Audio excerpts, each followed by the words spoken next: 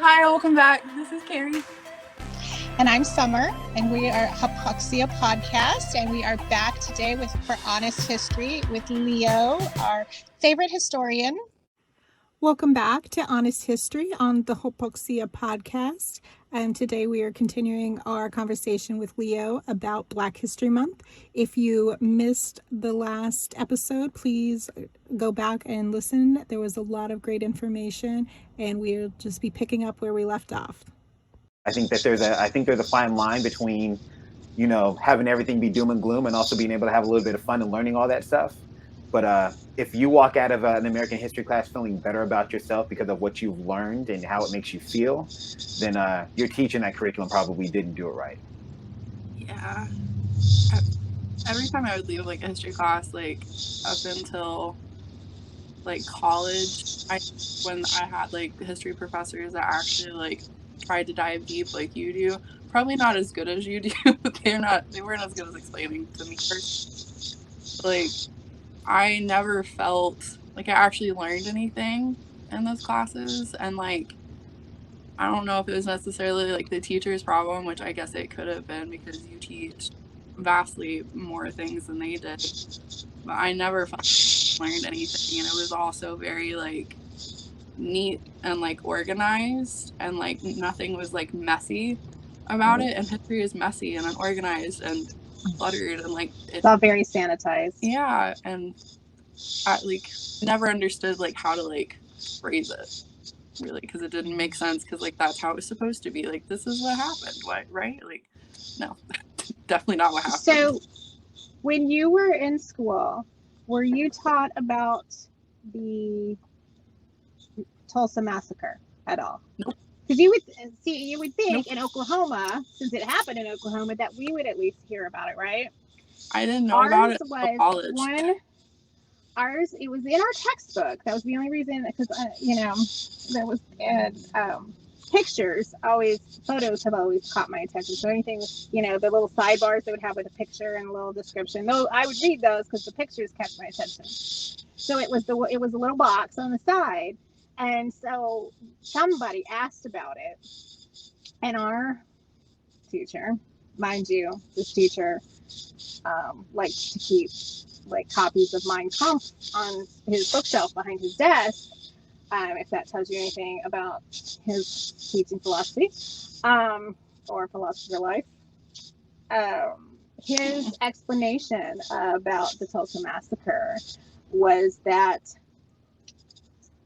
that's the word he used, they were upset because the police had arrested some criminals, and basically destroyed their own neighborhood. And that the military only got involved to stop them from making it worse. Because that makes sense. Why would people destroy their whole entire, basically miniature city inside of a city? Why? Right. Yes, and the government bombed them to stop them from burning it down, because that makes sense. That's totally how you stop people from burning things down. You bomb them. But that's what America's always done. Even when you say that, I remember that old 1960s, I guess, protest sign where it's a white guy or white woman holding up, and it says something bombing for peace is the same thing as effing for virginity. It's all that just ridiculousness. It also brings me back to the Vietnam War, where a war general said something to the effect of, we bombed that city in order to save it. It's how does any of that make sense?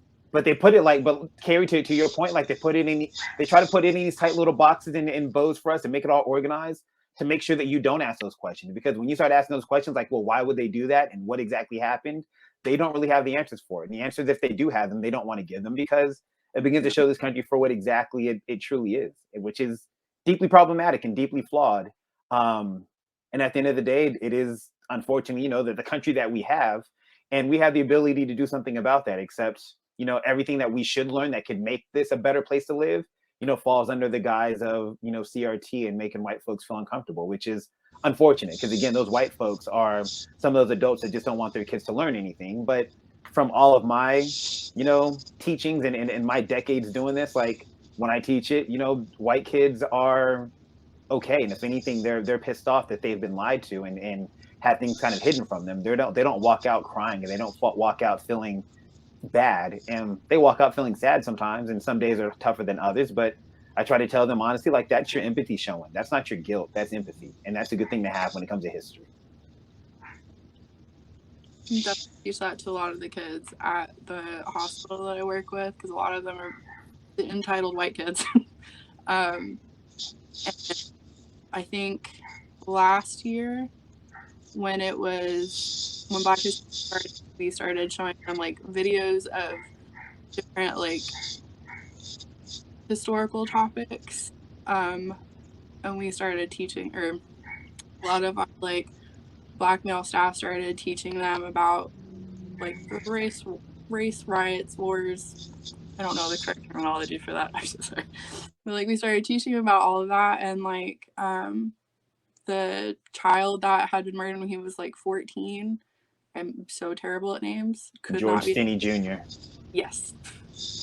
We showed like videos about him that were like animated videos about all of that, and like started trying to like teach them. And it was the hardest like month, I think, for them, and because they didn't understand, and a lot of them like really thanked like the staff that we had, because like nobody had ever taught them.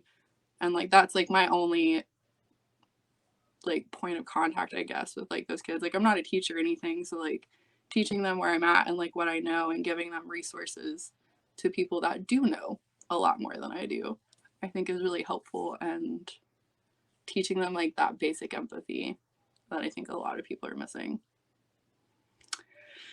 Yeah.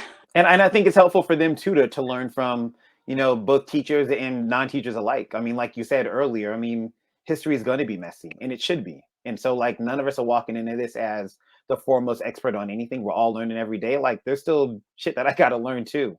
And the one thing that I'm glad that like education and learning has done for me is it's allowed me to realize that the more that I learn makes me understand and realize the more that I still need to learn and still need to grow. And so I'm able to take that into the classroom with me every day as well. And whether you're an educator or not, like you said, the ability to do that. And so every time we have an opportunity to affect change and to, get in front of kids and to give them a bit of education and just kind of pass on some of the knowledge that we have, like we should take that opportunity to do so. You don't need a degree, you don't need a credential, you don't need an official title in order to teach and to learn. It should be happening all around us. I mean, it goes back to like the old African proverb, but the fact that like it takes a village, and that village can't just be made up of teachers, it has to be made up of other folks too that have different experiences as well. Funnily enough, I was talking about TikTok earlier. I follow a lot of like Black and POC creators on there, specifically like activists and stuff. But there was this woman that I follow, her and her father, they're from Africa. She didn't say like what country, so I can't like accurately say where. But they were talking about, or like when you talked about earlier, like Black Joy, they post like tons of like activism videos, but just as many videos of them doing like traditional dances and talking about like proverbs and like the meaning behind them. And like I like to share those to people because they make me happy. TikTok is obviously like wild or ridiculous, but I think there's a lot of like content on there too. I learned a lot on there. I'm an old, so I don't know anything about TikTok other than Carrie sends me videos.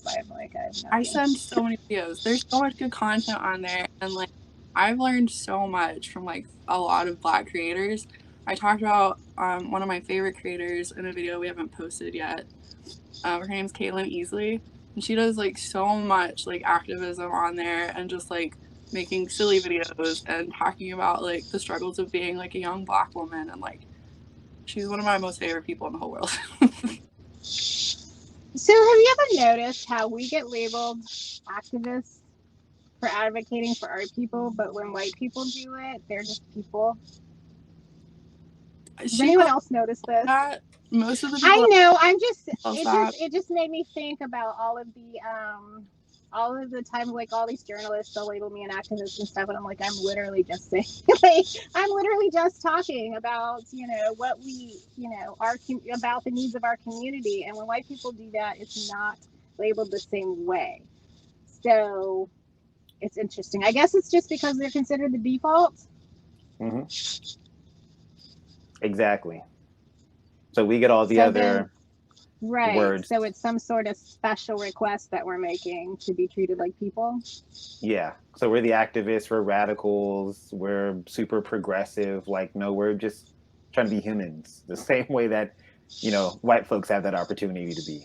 But that's a part of it. I mean, that's a part of othering, and it happens all the time. And that's exactly the reason why they do it. Never thought about that.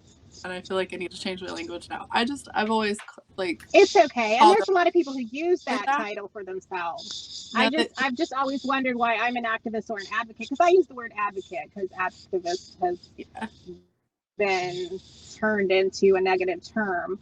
But even at that, like, how is asking for minimum standard of humanity towards our communities? Yeah, it shouldn't even rise to the level of advocacy. It's just like basic humanity, but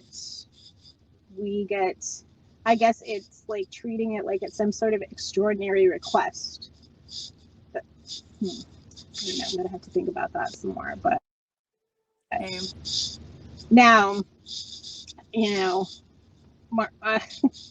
my kids go to they're on a virtual school, and on Martin Luther King Jr.'s birthday, there was their social studies lesson was basically 2 videos about him, which, okay, I'm not a teacher, but I do question how effective that is to just say watch 2 videos, but okay. But so there's online like Facebook groups for parents from the school, and this woman went on this whole rant about her kid having to watch these videos about the reverends, and she's like, I send them there to learn about history, not about this. So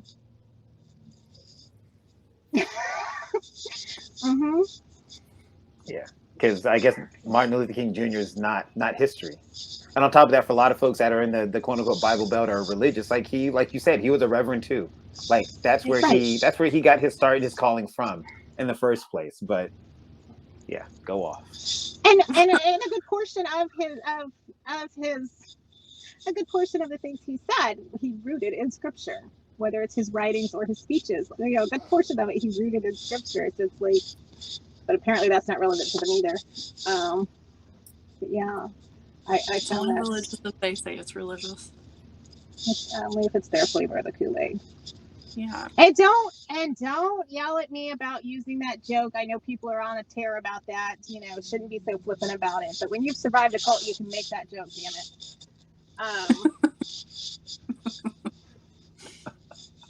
I'm reclaiming that. But yeah, I mean, do you hear that commonly? Like the idea that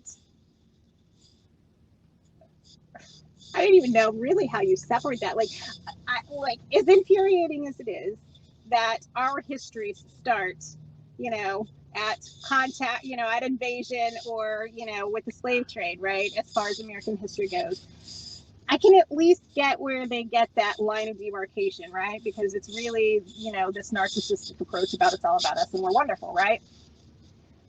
But exactly how do you separate out something like the civil rights movement, which was a very important, watershed moment in American history? How do you separate that out from American history? That's maddening to me. Especially like his children are still alive and very like active on like social media and like speak out constantly about like his children, not like grandchildren, like his children. So it was not that long ago, and people still it's forever ago. It happened so many decades. Like no. Yeah, I follow a couple of his children on Twitter. Same. I see their stuff all the time. Not forever ago. I mean, he would be 93, which still would have put him 6 years younger than Betty White.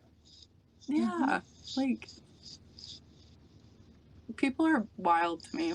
Like the mental gymnastics that they can go through to like justify their loosely held beliefs about things.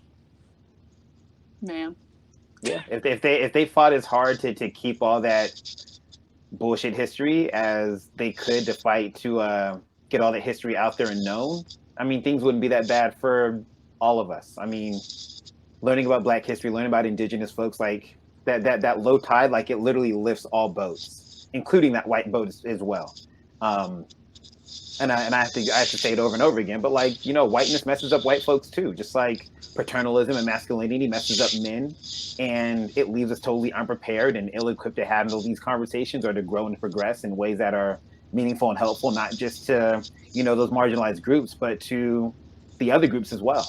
And we keep missing that boat every single day. And I know that there's a lot of great educators out there that are doing a lot of tremendous work, and a lot of great, you know, organizations that are out there doing what they can in order to bring this sort of education to the masses. And yet until they're being fought, you know, every inch of the way by groups of people that aren't, you know, as educated, who don't have the same goodwill to want to educate folks as they do. And it's, you know, it's frustrating to constantly see that.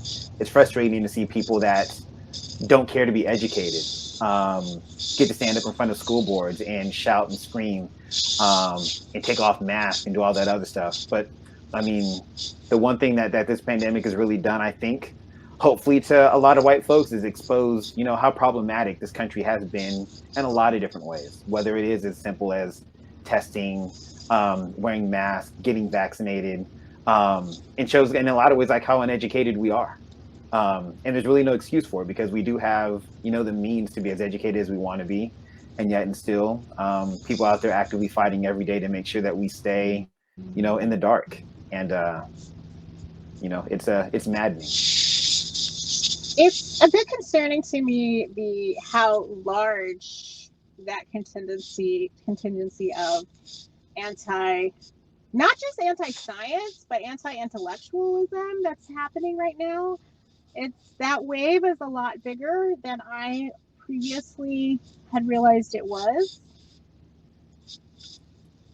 To the point I'm not sure there's much hope, honestly. Because it seems like it's getting worse. It seems like there's a lot of people who were kind of apathetic before that are now ready to have their pitchforks and torches to. And I don't know why that is. I don't know what's galvanized them in that direction. During the pandemic, you know, you never really know what is the catalyst for specific people. But I mean, overall, even though, you know, whiteness does hurt white people too, it seems like they're just so many are just so concerned about losing their position in the power structure. You know, they aren't willing to give up the advantages that they have for even basic humanity of others. And I think a lot of that is rooted in that empathy gap. What I don't know is how you fix that. Well, I mean, I do know you have to fix that in the younger generation. So you can't fix that in a full-grown adult, which is why we have the battles of the curriculum. Mm-hmm. Because they're not willing to let that change. I work with like such a small like population of kids, but I'm so glad that I can start teaching them that empathy. And like I know like you as a teacher, Leo, like you can do that too. And I think that even just taking like small steps and working with like small groups is going to be good, because they'll start spreading it out everywhere and start like migrating the empathy around. Like, I think like. Well, and not to be some way here, but my understanding is the majority of your students are white, right, Leo? Yes. Which is, the data shows, is where that empathy gap is. So I think that makes it even the work you do even more important because you and Carrie, like you said, most of your clients are privileged white kids because that's who has accessibility to that type of services. Um, and yes, that is where we need to be targeting because that's where that empathy gap is. I mean, we see the studies that show that white people, like, they'll do the brain scans and literally don't empathize with people of color any more than they do inanimate objects. Mhm. But they will empathize with other white people. Yeah, it's based in their identity, and it's also based in the mythology of Black and brown folks and what they constantly get. I mean, racism is working 24 hours a day, 7 days a week.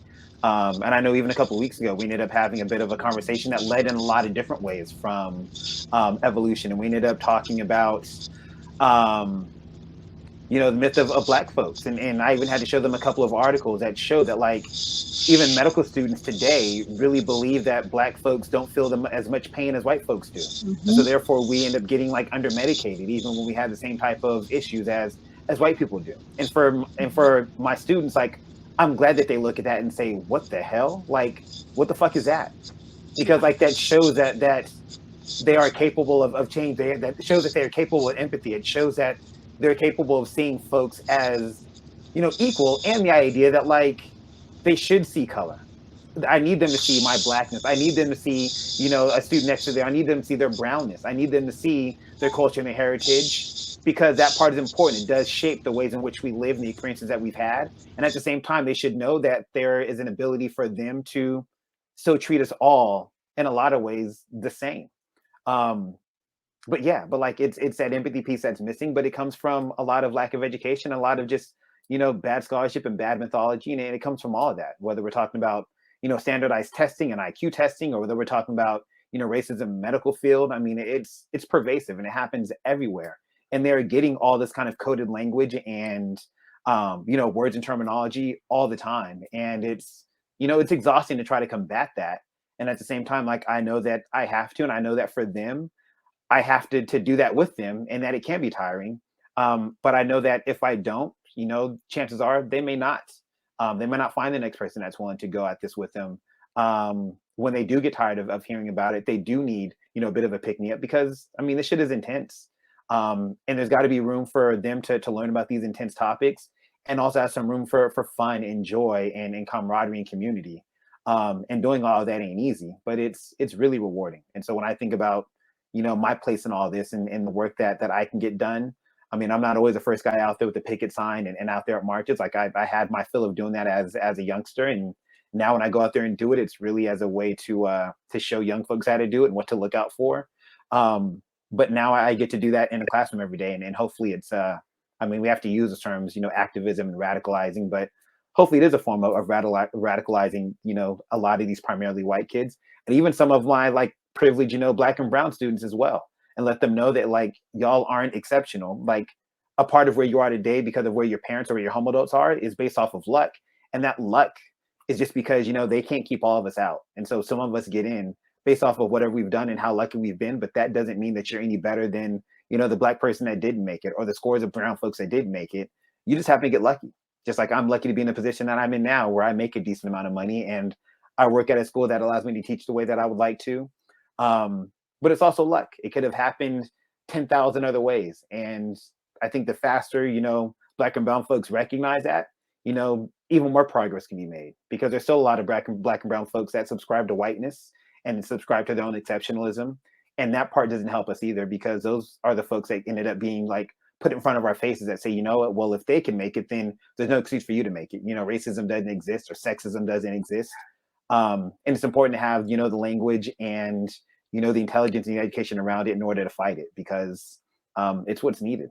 And so a lot of me teaching history is me trying to help kids, fight those stereotypes, fight the bad history, fight the comments that I know that they're going to get as they stand out there and they're bold in their solidarity. And a part of me teaches them like how to respond when people come up with these questions or make these comments. And so in that way, hopefully I'm teaching them how to weaponize history and, education for good.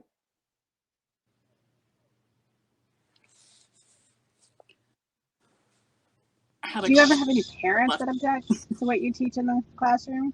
Not in like the last 4 years or so, but the first couple of years that I was at my new school, I would get, a couple of the questions during back to school nights. I'd get some of those questions in emails. I know that my administration did. And, the easiest way that I could explain it to them was, what I'm teaching them is history. And what I'm teaching them is to, help out others. And what I'm teaching them is to really practice the idea of being what a good human is. And I'd have to tell the parents and tell them from the beginning that this course is not meant to be hurtful for kids, and it's not meant to make your kid go home and feel bad. And it's also one of the reasons why when I give out a lot of my assignments, like I like for them to go home and talk to their parents about these things, or their home adults, so then that way their parents already know what is going on in class. And there's been a couple of times I've had to just flat out ask parents when they've had questions or they've wanted to make comments. I tell them to ask their kids how they feel about this. Ask their kids how they feel about learning about 9/11 and ramifications of what we've done in the Middle East. Ask them to tell you about what we're learning about Black and Brown folks and Indigenous folks and the ways in which we're trying to get that done, and ask them how it makes them feel. In the times that I've had to do that, they've done it. And to those kids' credits, they've responded and told their parents, that they feel good and that they're happy to be learning this stuff because, it's the first time they've ever learned it, and they've questioned them why they didn't learn it before. And I think once the kids get involved and say, hey, look, I'm okay and I'm safe, and this is, relatively, this is fun, and he makes this an enjoyable environment to get this stuff done, that's when the questions stop. And now that I think this is my 6th year at my school now. Now my reputation kind of precedes me, and students and families come to my middle school in part because of what I teach, and they want them to get that education. And they also know what it's about now too. So when you sign that contract on the dotted line, like, what you're going to get, and you're going to get somebody who wants to teach history in a way that is authentic and wholesome and empowering, and also teach somebody who's going to be unapologetically me. And I've got my way of doing things, and it may not always be 100% right, but it's not going to come from lack of effort, and it's not going to come from, lack of preparation. And your kids are going to learn something when they walk out of here. And it's not just learning just to have information in your brain, but hopefully it's learning to make you and make your world and make your community, make your family better for it. Do you have like a special topic, like a topic of interest that you really, really enjoy teaching, like about Black history and like the parts of American history like related to that? I mean, I think the part that I guess using the word enjoy the most would be like Reconstruction, like that period right after Civil War. And I think I like teaching that part the most. And it's also hard. It's a gift and a curse. It's because like for those couple of years in between, there was a really good opportunity to make meaningful progress. And, America, willingly dropped the ball on that. But at that point in time, Black folks were starting to own land. We were able to get into schools and get an education. There were Black folks that were getting into politics. The Black folks were free. And we had an opportunity there to make a lot of meaningful progress and headway. And again, it's one of the many times that, America willingly just turned a blind eye and dropped the ball and wanted things to go back to where they were.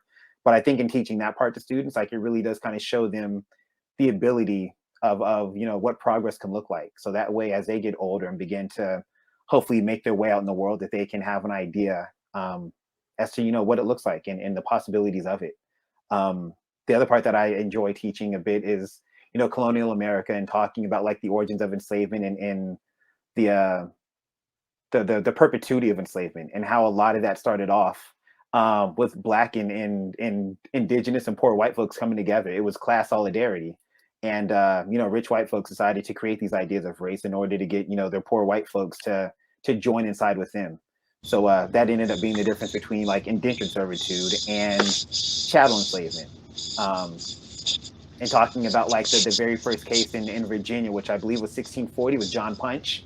And he and a couple of other, indentured servants who were poor and white decided to run off. And when they got captured, the couple of poor white folks that he was with ended up being sentenced to a couple of years longer for their servitude. And John Punch, who was a Black man, ended up being sentenced to, servitude in perpetuity. And that was really the first kind of codified idea of enslavement being forever.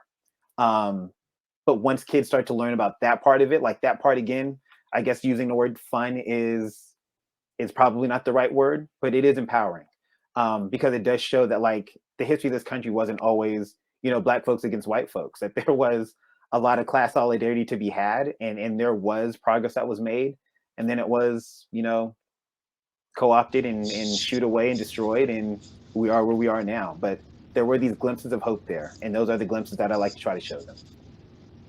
I think I probably phrased my question wrong, but I'm glad you understood what I meant. I'm finding that a lot of people don't understand most of what you just said. Like, they don't understand where racialization came from, at what point in history. The whole idea of class solidarity, class warfare, foreign concept entirely. And when I think back to my primary education, I don't think any of that was mentioned. I know there was some mention of eugenics and the quote unquote scientific differences between races, but I don't even recall that being framed as it's not a real thing. I think we were really kind of left with the impression that there are inherent differences between races, and which seems just bizarre to me as I say that, because I haven't really thought about that in a long time. But I do think we were just kind of left with that. And no mention at all of the classification. So you're kind of left with the idea of, okay, so, America was entitled to indigenous lands because we were less than. And, then they enslaved these people here, they enslaved Black people so because they believed they were less than. And then, oh, look, there was some science that says there's differences, and it's just kind of left there. Yep. Yeah. The unsaid part is really implied all throughout history. And again, I can't think that that's on accident. They're not going to say all those other parts. No. But they let all the blank spaces in between kind of fill up with, people's minds of empowerment and of dominance and of, racial disparities. And again, it all is pure eugenics. And that's stuff that I try to teach as well. And when we look at the eugenics movement, I literally have them type it in and do the research and see what they notice. And a lot of what they notice is the fact that the people that were these popular eugenicists were white folks. You didn't see indigenous folks that were subscribing to eugenics. You didn't see Black scientists that were subscribing to any of this stuff either. And that's not on accident either. And it also happens in the period right after enslavement, as we're getting into Jim Crow law, and it's happening. And one thing that I have to basically tell my students that anything that happens from 1890 to 1940, you can just go ahead and chalk that up to eugenics, because that's where you see the sort of, racialization of America and this idea of other than. And this is also where we get into, bad scholarship of, history just really totally being erased. It never fails that when I get on some of my rants on Twitter or something like that, and I post some of the stuff that I do, that I get some DM from some random account that talks about, Black folks should be lucky that they came to America, that you were enslaved here, because there's nothing in Africa for you anyways. Y'all were running around in loincloths, wearing, throwing spears at lions and stuff like that. There is nothing there but dust and grass huts. Totally didn't have these beautiful cities and the life of Alexandria. Right. There weren't full blown civilizations out there at all. Absolutely not. And we get told the same thing. They're like, well, turn in your iPhone. And I'm like, yeah, because that's how this works. They're just like, go with. And which is hilarious too, because they tell me to go live in a teepee, and I'm like, my people lived in cabins. We were in log cabins too. Yeah, why don't y'all go ahead and pay us all the rent that all these companies are on in America? Why don't y'all do that part? And then when it comes to cell phone thing, why don't you go ahead and how about you allow Black folks to take out, all the different, precious metals that are in cell phones that even allow them to work, and then see where you get from that. But right, because that's the assumption that no. Yeah. It's there were erasure of no our history. valuable contributions to any of that technological development that came from anybody that wasn't white. Like, Yeah, that's the just like indigenous folks, like y'all don't have a history before 1492, and we don't have a history before 1619. We just happen to be just, you know, folks out there just running around, just hoping to be enslaved or hoping to have our land taken or hoping to be killed. And you know what? you're just White sitting folks there did us waiting a on the favor. boat, weren't you? Yeah, exactly. Never mind the complex societies and civilizations that we've built. I mean, Right. even the idea of like the colonial home in America is not it's not a European home. It's an indigenous home. Like none of these people know what a longhouse looks like or a wigwam or anything like that. And when they look at these, you know, they would swear up and down that like white folks had to have been the people that created these. But, you know, no, they weren't. You know, not at all. I mean, we talk about like the indigenous societies of the Mississippians, or we talk about the Anasazis, or we talk about, you know, the Iroquois Federation. Like even the foundations of this country, even just as in law, does not come from the Greeks, does not come from Europe. It comes from, you know, the Great Law of Peace. When we talk about like representation, when we talk about, you know, not having one person as like serving as like the central figurehead, but having a conglomerate of people around them that share these ideas. Like we don't get that from the Greek definition of democracy. We get it from indigenous folks here. But I mean, yeah, they stole that, and then, you know, stripped it of all the equitable stuff. You know. Yeah. And in a lot of ways, like I have can't blame. women being people. We can't have anybody that's not a wealthy white male landowner. Yeah, and that's something that I try to teach, you know, a lot of my white kids too. When we read the Declaration of Independence and they talk about all men are created equal, I go back and ask them, like, well, what men are they talking about? Like, because you have to take it at face value. Because if Thomas Jefferson wanted to say all people are created equal, he was smart enough. He had tons of degrees, tons of wealth. He could have said that if he wanted to, but he said all men for a reason. What men was he talking about? Oh, he was talking about, you know, cisgendered, rich, land owning from England. So I literally have my students, who again, majority are white, ask them, like, how many of y'all fit underneath, you know, that exact qualifications? How many of y'all are cisgendered? How many of y'all are rich? You know, how many of y'all how many of your parents are home adults, like actually own, you know, the property, not in the process of buying it, but actually own it? You know, how many of y'all are Christian and not atheists? Because that shit don't count either. And it always, and it doesn't fail that, like, I might get maybe one kid that can stand up in a couple of classes here and there, but they all look around and see that, like, basically none of them are standing up. So I'm like, even this document that we're reading that talks about all men created equal, like, this wasn't even meant for most of you white folks. Like, it wasn't. So again, you know, class solidarity would have really helped in these moments. Except again, I mean, rich white folks got a hold of the idea of you know, racializing folks. And, you know, for white folks, I understand it. Like, for them, it was better off to be classified as white and maybe hopefully one day, you know, get enough privilege to actually take advantage of that than it was for them to stand with black and brown and indigenous folks. And so I get it, but now we've got an opportunity to do better. And so I try to teach them from that standpoint. Well, and my concern is too, I mean, we know there's still a lot of white folks that still think that way, right? Like, maybe I can move up in this oppressive system. But the older I get, the more I'm seeing so many people from different marginalized communities whose goal is to just move up in that power structure. And quite frankly, I don't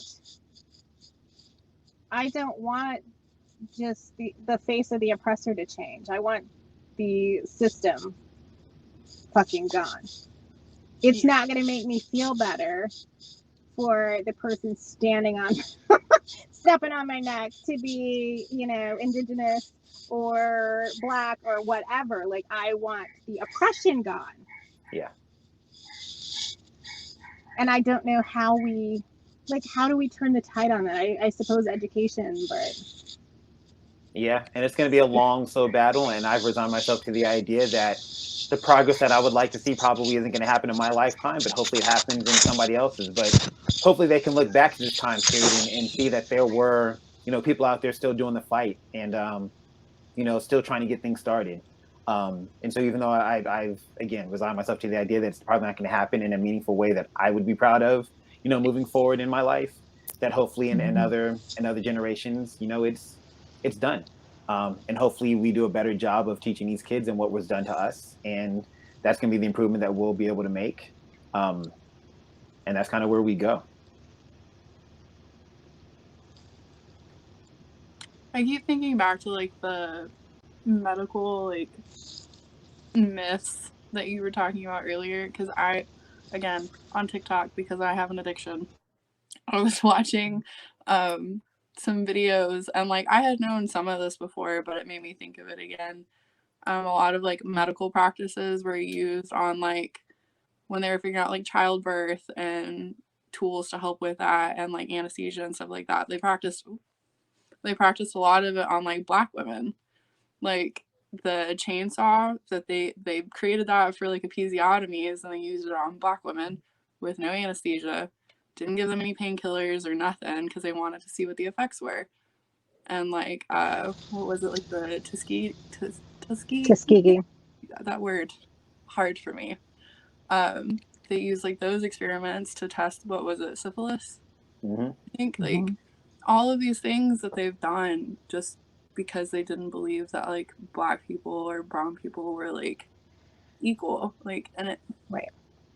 it's just been like sitting on my brain for the last like 15 minutes, and It's a lot. And I mean, do you know where the the dietary recommendations that the government puts out, and there's the 2,000 calorie recommended. Do you know where that comes from? No. That came out of the boarding schools. It was the amount that they could feed children without them starving to death. And they knew this because they killed a lot by not feeding them enough. Yeah. That's where that data came from, that they then like stuff like this, it makes me so like, I can't understand how people would be so nationalistic about a place that sucks so bad. Like, because they think it's good. no. That's the problem. I mean, that's really the problem. Anytime I find somebody who like can't even be critical about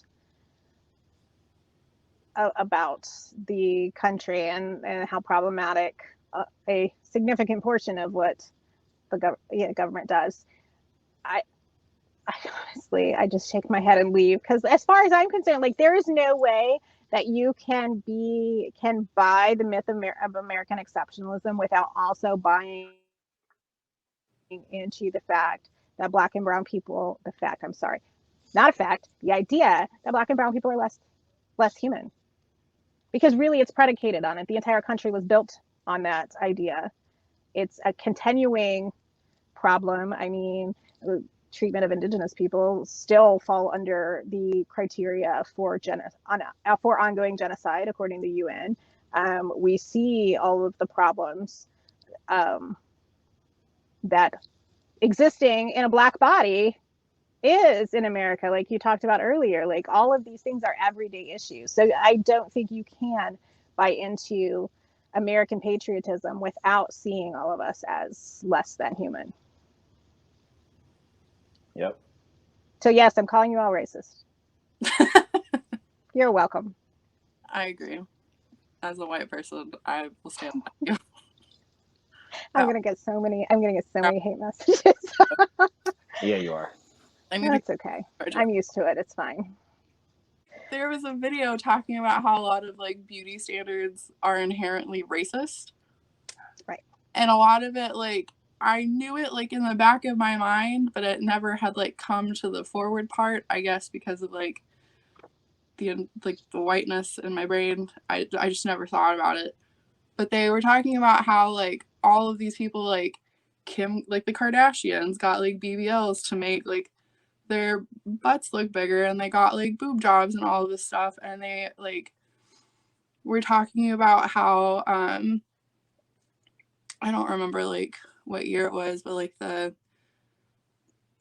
was like the mammy stereotype, I guess is what it was called. Like the bigger Black woman, like the mother type, always had like the bigger bottom, like the bigger boobs, and like a smaller waist, and it was characterized to be like that. And a lot of like Black women were characterized to be like that, and then it became like a beauty standard because people decided it would be that way, but then Black women were still hated for it because they had Right. When white women make those surgical enhancements to get that, they're, seen as desirable. But when Black women have these features naturally, they're still criticized for them. And like now, like the trends are like shifting to be more like K-pop and like Asian beauty standards. Like people want to look like that. And now like the Kardashians are getting their BBLs reversed and getting their breasts. Oh, they are? See, I don't know. I am not up on Kardashian. Get on TikTok. No, thank you. If that is what is awaiting me on TikTok, no, thank you.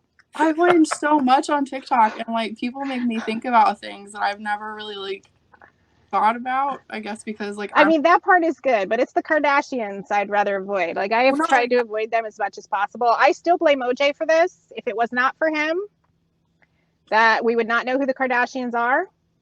I mean, so that was, I mean, yes, killing people was bad, but I'm telling you, his real crime was introducing the world to the Kardashians. I don't see the Kardashians specifically in my TikTok feed. It's just that video that came up because somebody was trying to make a point. Sure. I bet you're following all of them. I don't like the Kardashians. I kind of like stalking Kim and Kanye right now. No. I've learned I'm sorry. I'll send you some links and we can put them on. Oh, goody. Some good videos that have taught me things. But yeah, as to the point about European beauty standards, I mean, it's certainly not those hair types that are quote unquote unprofessional, you know, things like that. Like we see it even in that, you know, dress code. How can you violate a dress code by your hair being exactly how it grows out of your head, right? Like that's not even rational. Yeah, Yep, it happens every day somewhere. All right. Are there any other issues that you want to discuss, Leo? No, I mean the only thing that I'll say that in celebrating Black History Month, like I hope people do take the effort to watch some Black television, watch some Black movies, read some Black books, read a Black author, and find some joy in doing that. It doesn't all have to be doom and gloom. It doesn't all have to be oppression and overcoming stuff, but there are a lot of just great Black creators out there, Carrie, like you were saying, even just on TikTok, that are doing a lot of great and amazing things. And so just go out there and enjoy that. Do you have any author recommendations or like movie book recommendations? I mean, authors, I really do love James Baldwin. He's my guy. Toni Morrison, Audre Lorde, Bell Hooks. And they do a really great job of talking about love and you know, education and, you know, the context of this country as well. And so I would say them. Comic books, like I always recommend Miles Morales as you know, that person to go ahead and take a look at and read. His comic books and his books, some of the ones that were done recently by Jason Reynolds are really, really amazing. TV shows, I mean, one of my favorite all-time TV shows is Living Single, which if people have not heard about that, you can imagine that it is basically Friends, except with Black folks in it. And as a matter of fact, like... And actually funny. Yeah, and really funny, yes. And actually, Friends like... was not that funny. Friends, yeah, and Friends actually started up after Living Single. Like, the idea of Friends came from Living Single. So if people wanted to watch shows like that, like, I would say do so. I mean, Issa Rae does a lot of great stuff with Insecure. A lot of great shows are streaming on different platforms. And just go ahead and check them out. You can have... there's a lot of shows out there that just show Black folks being Black. And that's a good thing, because we need it. Yeah. Sounds good. Thank you for the recommendations, because I'm always looking for new stuff and ways to support. Don't forget to like and subscribe to the channel. And if you want to make sure you don't miss any of the uploads, be sure to turn on those notifications so you will know as soon as those go up. Also, like us on social media at Hypoxia Podcast, or the easiest way is to go to our website, hypoxia.com. That's HOPOKSIA.com. And the links to all the socials and all the podcast feeds are right there. And we just want to thank you all for sharing your time with us, hanging out with us, and we hope to spend more time with you in the future.